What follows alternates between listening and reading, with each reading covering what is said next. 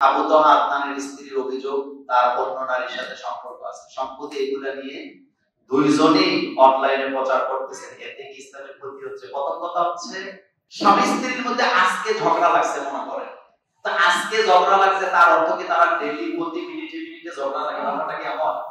ভালোবাসা আছে, ভালোবাসা থাকে, ভালোবাসা কমে, ভালোবাসা বাড়ে। আজকে ভালোবাসা নাই, ঝগড়া করছে, এর পরের দিন আবার কি ভালোবাসা আছে। এটা হলো স্বামী স্ত্রী। সুবহানাল্লাহ। এটা হলো স্বামী আর স্ত্রী। প্রথম কথা যেটা, এটা হলো আজকের আমার কথা, স্বামী স্ত্রীর মধ্যে যত ঝগড়া ঝামেলা হোক, এটা বাইরে যেন প্রকাশ না হয়। এটা একটা ট্র্যাডিশনে পরিণত হয়েছে।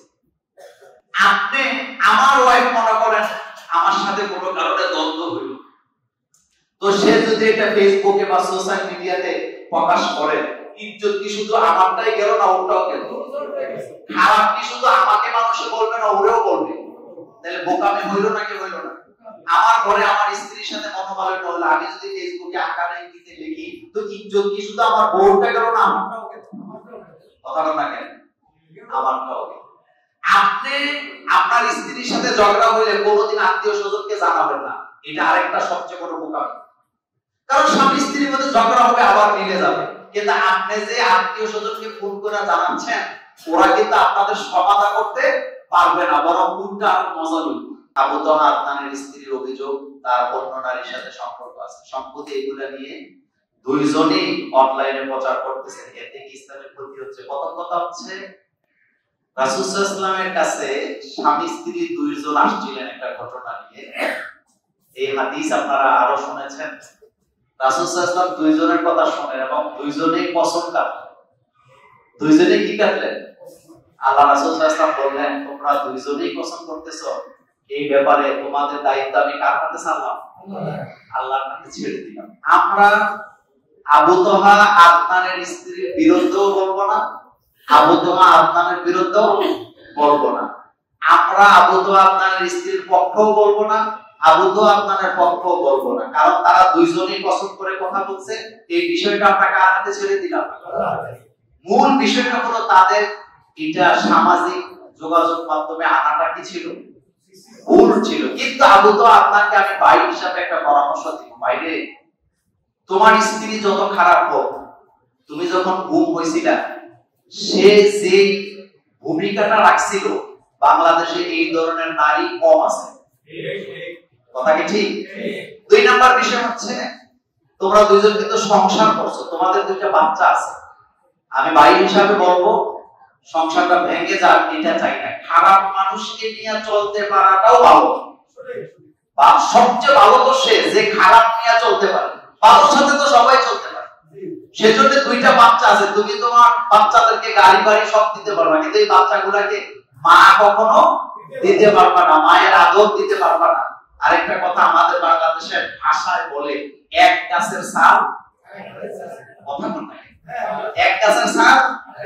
সুতরাং এই বাচ্চাগুলোর জন্য এই মেয়েটাই তোমার লাগবে, এই বাচ্চাগুলোর জন্য। সেজন্য আমি নিজেও ফেসবুকে একটা পরামর্শ দিয়েছি, অন্তত বাচ্চাদের দিকে তাকায়া তাদের সংসারটা কি টিকে থাকো। আরেকটা মজার কথা বলি, দুইজনেই কিন্তু খুব জ্ঞানী, আপনারা জানেন কিনা জানি না, দুইজনেই কিন্তু জ্ঞানী, দুইজনেই কিন্তু শিক্ষক শিক্ষিকা। আবু তাহা আদনানের স্ত্রীর হাজার হাজার ছাত্রী আছে সারা বাংলাদেশে, তারা অনলাইনে মেয়েদেরকে পড়ায়, কোরআন পড়ায়, হাদিস পড়ায়। এবং যে মহিলাকে আপনি গালি দিচ্ছেন, এই মহিলা ইসলামী আলোচনা এত সুন্দর। আমাকে একজন বললেন, আমার খুব কাছের মানুষ, যে উনি যখন আলোচনা করে কোরআন হাদিস দিয়ে অনর্গল কথা বলতে পারে, এই হচ্ছে আবু তাহা আদনানের স্ত্রী।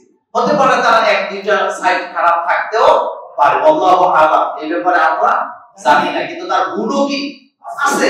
তা আমি আপনি তাকে গালি দেব কেন?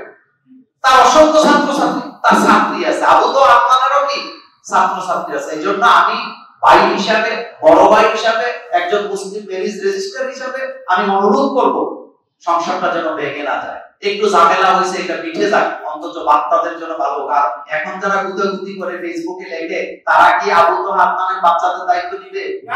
একদিন একটা চিপস কিনে দিতে আসবি না তুই? পণ্ডিতি করো। আল্লাহ আমাদেরকে সহি সালামতে সংসারগুলো টিকে রাখার তৌফিক দান করুন। আসসালামু আলাইকুম ওয়া রাহমাতুল্লাহি ওয়া বারাকাতুহু।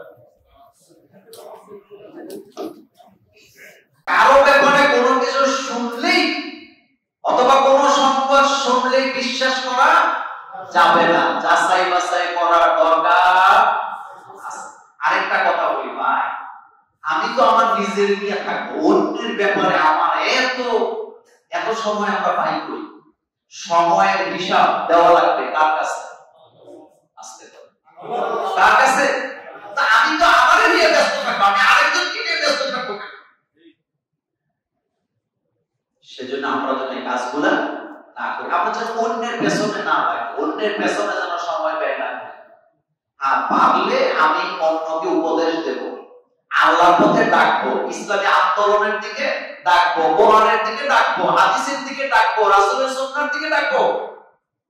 কিন্তু আমি যেন কোনো ব্যক্তি পার্সোনাল লাইফ নিয়ে টানাটানি, আমি পারলে পরামর্শ দেব, ভালোবাসা দিয়ে দরদ দিয়ে। আমাদের বাংলাদেশে ইদানিং একটা শব্দ খুব বেশি প্রয়োগ হয়, সেটা হলো কথায় কথায় একজন আরেকজনকে দালাল করে। দালাল, অমুকে জামাতের দালাল, অমুকে বিএনপির দালাল, অমুকের দালাল, এই কথাগুলো আমাদের সমাজে আছে না? আচ্ছা, এখন আপনাদেরকে একটু মজার কথা বলি। দালাল শব্দটার যতগুলো অর্থ আছে তার ভিতরে একটা অর্থ ছাড়া সবগুলো অর্থ ভালো। খারাপ কয়টা অর্থ? একটা খারাপ অর্থে ব্যবহার করে, বাকি সবগুলা কি? দালালের প্রথম অর্থ হলো দুইজনের মধ্যে সমস্যা হইলে মধ্যস্থতা করে সমাধান করে দেওয়া, এটারও দালাল বলে।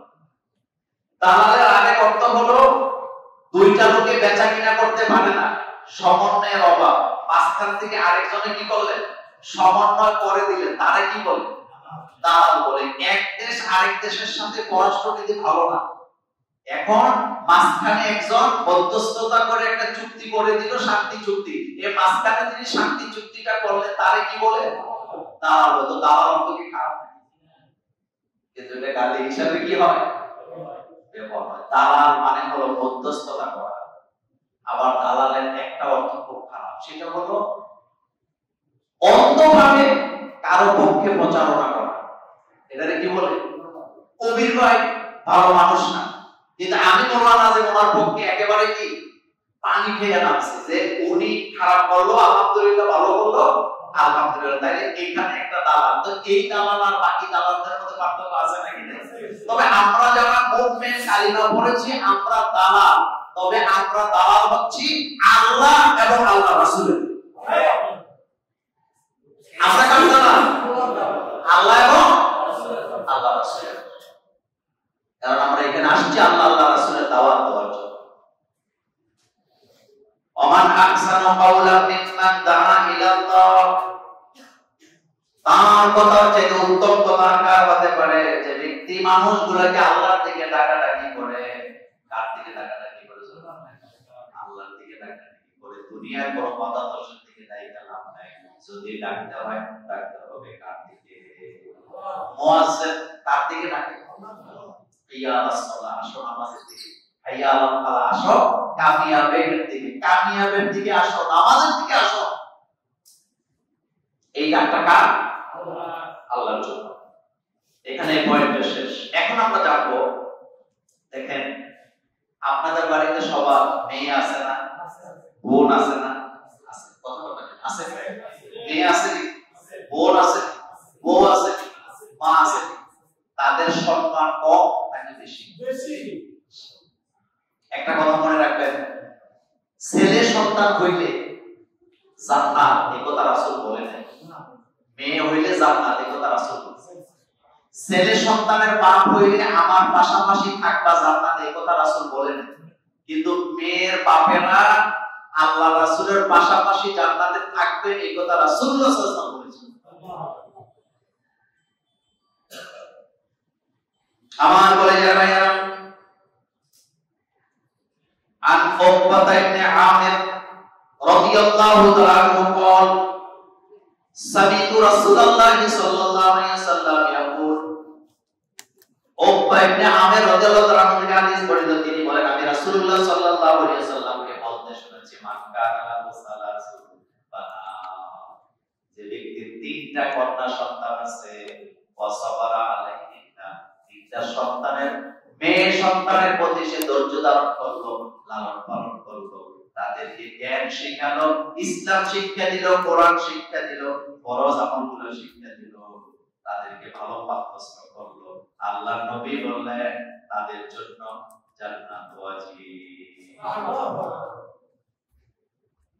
আরে এই হাদিসের লাস্টে রাসূল বলছেন হিজাবাম মিনান নার। রাসূল বলেন তাদের এই তিনটা কন্যা সন্তান তাদের জন্য জান্নাতে যাওয়ার জন্য কি দ্বার হয়ে যাবে। সুবহানাল্লাহ, কি হয়ে যাবে? জান্নাত। জাহান্নাম থেকে তাদেরকে বাঁচায় দিবে, মানে জান্নাত থেকে মুক্ত করে দিবে তিনটা কন্যা সন্তানকে লালন পালন করার কারণে। কথাটা কেন বললাম? গুরুত্বপূর্ণ একটা কথা বলি, সেটা হলো আপনি যেখানে যান না অথবা আপনার স্ত্রী যেখানে যায় না সেখানে আপনি আপনার মেয়েকে দিবেন না। মনোযোগ আছে? জোরে বলেন, মনোযোগ আছে? যেখানে আপনি যান না বেড়াইতে অথবা আপনার স্ত্রী যায় না সেখানে আপনি আপনার মেয়েকে বেড়াইতে যেতে দিবেন না। আপনি দিলেন মানে তার নিরাপত্তাকে আপনি কি করলেন? হুমকির মুখে ঠেলে দিলেন। এই কাজগুলো আমরা করি। খালুর বাড়ি, মামুর বাড়ি, খালার বাড়ি, অমুকের বাড়িতে মেয়েকে একা একা বেড়াইতে যাইতে দেয়। অথবা কিছু কিছু প্রতিষ্ঠান আছে তারা পিকনিক করতে যায় শিক্ষা সফরের নামে, আর অ্যাডাল্ট পারসন বা মেয়েদেরকে তারা নিয়ে যায় গার্ডিয়ান ছাড়া। এরকমের সফর করা মেয়েদের জন্য জায়েজ নাই। এটা হারাম, এটা হারাম, এটা হারাম। এখন শুনেন, মেয়েদেরকে কিভাবে নিরাপত্তা দিবেন আজকে 6টা বলি। 1 নাম্বার, মেয়েকে কখনো একা একা কারো বাড়িতে যাইতে দিবেন না। আপনার বউ যদি যায় আপনি মেয়েকে দিবেন, আপনি নিজে যদি যান আপনি মেয়েকে দিবেন, কিন্তু একা কখনো মেয়েকে কোথাও বেড়াইতে যাইতে দিবেন না, কারো বাসায় দিবেন না। 2 নাম্বার, যেই বাসাতে প্রাপ্তবয়স্ক পুরুষ আছে অথবা ছেলে আছে, মনোযোগ আছে নাকি? যেই পরিবারে প্রাপ্তবয়স্ক পুরুষ আছে অথবা ছেলে আছে ওই বাসাতে আপনি আপনার মেয়েকে একা বেড়াইতে যাইতে দিবেন না এবং রাতের বেলা থাকতে দিবেন না। 3 নাম্বার, মা ছাড়া, অভিভাবক ছাড়া, বাপ ছাড়া, ভাই ছাড়া, স্বামী ছাড়া মেয়েদেরকে কোথাও যাইতে দিবেন না। এটা জায়েজ নাই। মেয়েদেরকে সফর করা নিষেধ মাহরাম ছাড়া। এই কথাটা কার? জোরে বলেন কার? কিন্তু এই কাজগুলো আমাদের পরিবারে নাই, নাই আছে। আপনি কাকে বিশ্বাস করতেছেন? আপনি বিশ্বাস করে ভুল করতেছেন। আমার মেয়েটা, কথার কথা বলে, আমার মেয়েটা আমার নিকটবর্তী কোনো পুরুষ দ্বারা যদি লাঞ্ছিত হয়, অপমানিত হয়, সে কি কোনোদিন আমার কাছে কথাটা বলতে পারবে? তা আপনি দিচ্ছেন কেন? আপনি কেন দিবেন? আপনার মধ্যে বিবেক নেই? আপনি আপনার মেয়েকে দেন কেন? না খেয়ে রাখুন, আপনার যা আছে তা খাওয়াবেন, কিন্তু মেয়েকে নিরাপত্তাহীনতায় ঠেলে দিবেন না। এটা আপনার ইজ্জত, এটা আপনার সম্মান, এটা আপনার জান্নাতে যাওয়ার বাধ্য। কোথায় যাওয়ার বাধ্য? জান্নাতে যাওয়ার বাধ্য। 4 নাম্বার, প্রাইভেট শিক্ষক যদি পুরুষ হয় অথবা ছেলে হয়, আপনার দায়িত্ব হচ্ছে এমন রূপে তাকে পড়তে দেওয়া যেখানে আপনি তাকে নিজের চোখে সবসময় দেখবেন। মনোযোগ আছে আপনাদের? দরজা বন্ধ করে পড়ানোর দরকার নেই। আরেকটা হলো, যদি সম্ভব হয়, এটা জায়েজ নাই, কোন অ্যাডাল্ট পারসন ছেলের কাছে, পুরুষের কাছে নিজের মেয়েকে পড়তে দেওয়া, এটা একা একা কি নাই? জায়েজ নাই। হাই স্কুলে, কলেজে মেয়েরা ছেলেরা একসাথে পড়ায়, এটা আমাদের দেশের হাই স্কুলের শিক্ষকরা কি বাধ্য হয়ে সেটা করে। কিন্তু আপনি প্রাইভেট শিক্ষক, এর কাছে মেয়েকে পড়তে দিয়েছেন, আপনারা কেউ বাসায় নেই, কিন্তু স্যার আসবে দুপুরে 3টা বাজে। এরকমের ঘটনা ঘটে নাকি ঘটে না? এরপরে দুর্ঘটনা ঘটে নাকি ঘটে না? ঘটে। কারণ একটা পুরুষ আর একটা নারী যখন এক জায়গায় থাকে, মাঝখানে আরেকজন এখানে হাজির হয়, ওর নাম জানে কি? ইউএস করার পরে যারা প্রাইভেট পড়ায় তারা তো আমার গালাগালি করবে। সব শিক্ষক পড়াইতে গিয়ে খারাপ কাজ করে আমি এটা বলি না, কিন্তু ম্যাক্সিমামই খারাপ। ম্যাক্সিমামই চোখ খারাপ। সেজন্য পাইলট শিক্ষক সে ফেরেশতা না, সে মানুষ। সে কি মানুষ। তার কাছে আপনার মেয়েকে একা একা দিবেন না। এরপরে সন্ধ্যার পর অথবা সময় অসময়ে মেয়ে বাচ্চাকে দোকানে পাঠাবেন না। বলেন কোথায় পাঠাবেন না? দোকানে পাঠাইবেন না। আপনি নিজে যাইয়েন, না যাইলে পরের দিন আইবেন, তারপর আপনি মেয়ে বাচ্চাকে দিবেন না। 6 নাম্বার, সব সময় ওর সাথে ওকে কাছে বসাইয়া তার খোঁজ খবর দিবেন। তার সাথে কেউ কোনো খারাপ আচরণ করে কি করে না, এটা আপনার দায়িত্ব। আপনার মেয়েটা বুঝবে না, সে লজ্জায় বলবে না, কিন্তু তার নিরাপত্তার দায়িত্ব আপনার। আপনি বাপ, আপনি ভাই, আপনি, আপনার দায়িত্ব এটা যে আপনার মেয়েটা নিরাপত্তায় আছে কিনা, তার সাথে কেউ খারাপ আচরণ অজান্তে করে কি করে না, এটা আপনি মাঝে মাঝে তার কাছ থেকে জানতে চাইবেন। এটা আপনার দায়িত্ব। এরপরে আপনি তাকে দ্বীন শিখাবেন। বলেন কি শিখাবেন? দ্বীন। আপনি তাকে পবিত্রতা, অপবিত্রতা, নামাজ, রোজা, এই বিষয়গুলা, ওযু, গোসল, আপনি এগুলা তাকে নিজে কি করবেন? শিক্ষা দিবেন। আল্লাহ পাক আমাদেরকে কবুল করুক, আমরা বলি আমিন। এখন আমরা বলবো স্বামী স্ত্রী ঝগড়া, এটা কি বাইরে যাওয়া উচিত? না। আস্তে বলছেন না। আমি কোন ব্যক্তিকে ইন্ডিকেট করে এই কথাটা বলছি না। স্বামী স্ত্রীর মধ্যে ঝগড়া হয় নাকি হয় না? হয়। কোন পরিবারে ঝগড়া নাই? একটাও। সব পরিবারে ঝগড়া আছে। কোন পরিবারে মনোমালিন্য নাই? সব পরিবারে মনোমালিন্য আছে। কিন্তু রাসূল কি বলছেন? আর ইবনে আব্বাস রাদিয়াল্লাহু তাআলা আনহু আন নবী সাল্লাল্লাহু আলাইহি সাল্লাম বলেন, খায়রুকুম লিআহলি, ওই ব্যক্তি উত্তম যে ব্যক্তি তার পরিবারের কাছে উত্তম। সুবহানাল্লাহ পড়েন। রাসূল বলতেছেন ওই পুরুষটা উত্তম বা ওই ব্যক্তি উত্তম যে তার পরিবারের কাছে উত্তম। ওয়া আনা খায়রুকুম লিআহলি, আর তোমাদের মধ্যে আমি হচ্ছি আমার পরিবারের কাছে উত্তম, এজন্য আমি তোমাদের কাছে উত্তম। তার মানে যে পুরুষ ঘরে ভালো, সেই পুরুষ সমাজেও কি ভালো। সুবহানাল্লাহ বলবেন। আমার রাসূল ঘরেও ভালো, আমার রাসূল বাইরেও কি ভালো। আমি যেই কথাটা আপনাদেরকে বলবো আজকে, যারা শুনছেন আমার কথাগুলো, স্বামী স্ত্রীর মধ্যে ঝগড়া হয়। আমাদের আয়েশা সিদ্দিকা রাদিয়াল্লাহু তাআলা আনহা, তিনি রাসূল সাল্লাল্লাহু আলাইহি ওয়াসাল্লামের সাথে মান অভিমান করতেন। তো আম্মাজান আয়েশা রাদিয়াল্লাহু তাআলা আনহা যখন রাসূলের সাথে রাগ করতেন, তখন তার আচরণটা ছিল একরকম, খুশি থাকলে আচরণ ছিল আরেক রকম। সেটা কি? আল্লাহ রাসূল বললেন, আয়েশা তুমি যখন রাগ করো আমি বুঝি, তুমি যখন খুশি থাকো তখন আমি বুঝি। মা আয়েশা বললেন, রাসূল কিভাবে বুঝেন? আল্লাহ রাসূল বললেন, তুমি যখন আমার প্রতি খুশি থাকো তখন বলো মুহাম্মদ সাল্লাল্লাহু আলাইহি ওয়াসাল্লামের রব আমাদের প্রতি রহমত করুক, আর তুমি যখন আমার সাথে রাগ করে থাকো তখন তুমি আমার নামটা বলো না, তখন বলো ইব্রাহিম আলাইহিস সালামের রব আমাদের প্রতি রহমত। দেখছেন দেখছেন কি জিনিস? সুবহানাল্লাহ। তো যে কথাটা আমি বলতেছিলাম,